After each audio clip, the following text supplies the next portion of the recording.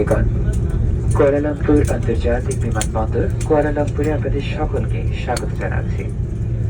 এখানকার স্থানীয় সময় দুপুর 2টা বেজে 20 মিনিট এবং বাহিরের তাপমাত্রা 28 ডিগ্রি সেলসিয়াস। আপনাদের ব্যক্তিগত নিরাপত্তার জন্য সকলে সিট বেল্ট বেঁধে রাখুন।